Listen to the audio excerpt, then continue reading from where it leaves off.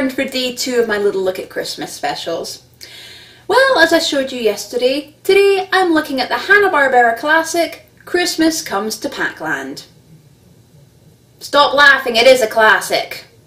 Now this is a very nostalgic special for me, as the Christmas spin-off based on the Saturday morning cartoon series Pac-Man, which, yes, all you gamers are screaming at me, was based on the video game of the same name by Namco, was first released on ABC on the 16th of December 1982. I was born the next year and recall watching this numerous times when I was a teeny tiny wee lass.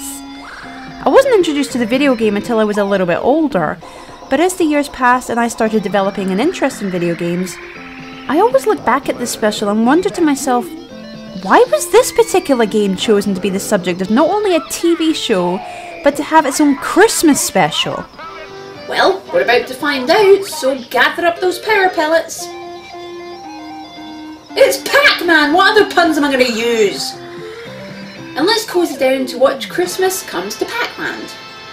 With any normal Christmas special that I've ever seen, it usually opens up either with a wintry scene or with a certain somebody flying on screen.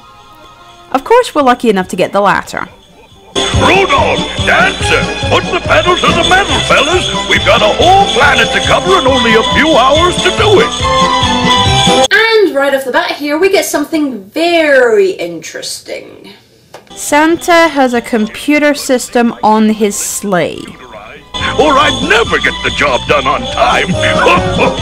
Why is it in any Christmas movie or special I've ever seen, this is the first time it is brought up that Santa has technology that helps him deliver the toys?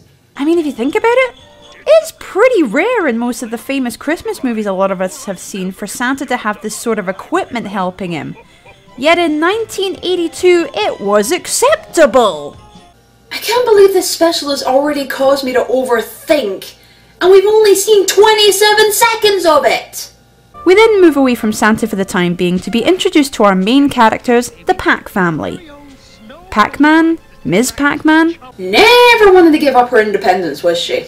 Pac-Baby, and I guess they're Pac-Pets. Sounds like a cheap version of a Tamagotchi. Anyway, we see the Pac family having fun in the snow when they decide to go for a toboggan ride. All aboard for the Pac Family Express.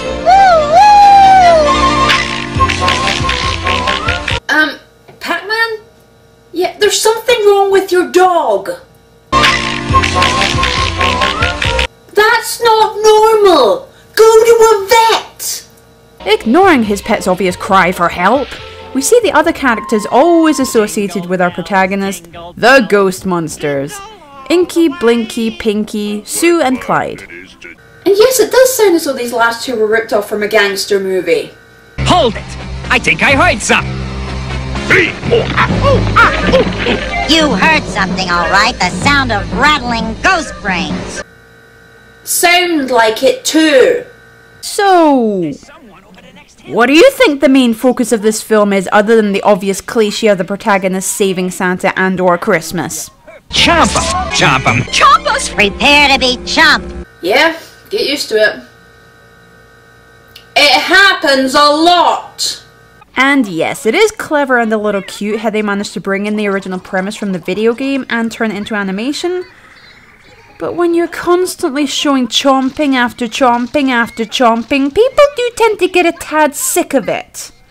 Anyway, with any Christmas-themed cartoon or movie involving Santa, it is usually predictable that something's going to happen to him. Come on, you start counting down with me. 5, 4, 3, 2...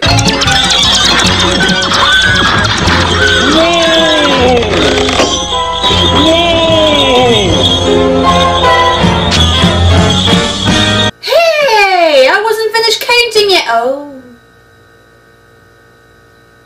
Bummer. So Santa's sleigh crashes to the ground after the reindeer are scared by the ghost monsters. So the entire town rushes to see what the commotion was about. How come these towns in all of these cartoons only have about 12 people living in them? Pop and power pellets! An invader from Mars! No, this is an invader from Mars. Big difference. So, big shock, the people of PacLand have no idea about Santa Claus or the concept of Christmas. And Santa himself seems to be a little confused about his location. PacLand? That's funny. I've been all over the world and I don't remember hearing of PacLand. Oh, really? So, somehow you have a computerized system containing your list of children the toys are to go to, and yet somehow you've never delivered a Pac-Man video game. Really? Yeah, it's a pretty obvious area that clearly they're trying to steer clear from, so let's move on. The town find out that Santa's sleigh is in need of repair. Santa and the reindeer are needing some rest, plus his sack of toys has gone missing. So the Pac family and everyone else volunteer to help Santa out. Be careful, Pac-Man. Don't worry, Santa. We'll have you back in the air before midnight. Does no one else care that there's something wrong with this dog? Whilst this is going on, the ghost monsters start planning their revenge on Pac-Man and co. Gee, revenge. What could that involve, I wonder? We can chop all over him. I'm still serious about pursuing screenwriting as a career. Well, they had to find a way to keep these characters involved, so the ghost monsters pursue Pac-Man, but not before coming across Santa's sack of toys. Oh, no! We've got to figure a way to get it back. Oh, great idea, Chomp Chomp. We'll burrow our way under the snow and grab the sack. Come on.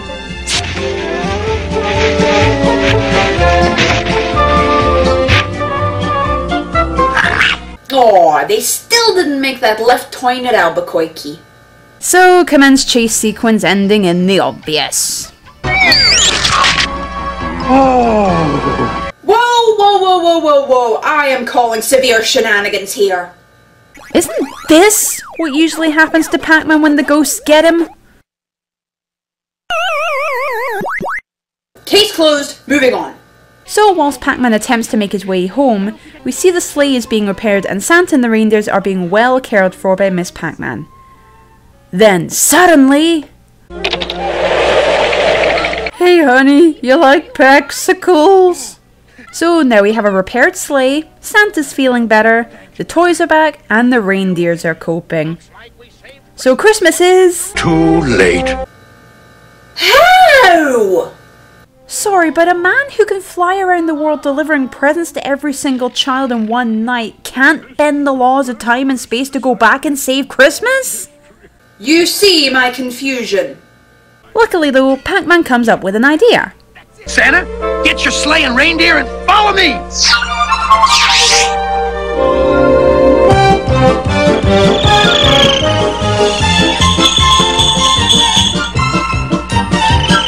Where are we going, Packy? Don't worry, Peppa. We'll be there any second. Or will we? Hold it right there, Pac-Man. Whoa! Looks like we get to chomp the whole neighborhood this time. Oh, goody! Something they haven't done in a while. So Pac-Man tries to reason with the ghost by telling them about Christmas. We're on an emergency mission. We have the only chance Santa Claus has of saving Christmas. Santa Claus? Christmas? That's right, Christmas. It's a time for spreading joy throughout the world. Ah, what a bunch of humbugs. Oh, give the guy a break, Clyde. Yeah. Think of all the little kids, Clyde. Well, they're very accepting of a brand new religious concept presented to them just 10 seconds ago.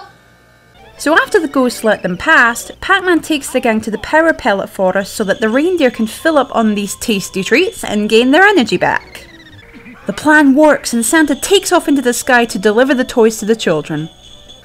And what Christmas special would be complete without the sentimental ending with mortal enemies giving presents to each other?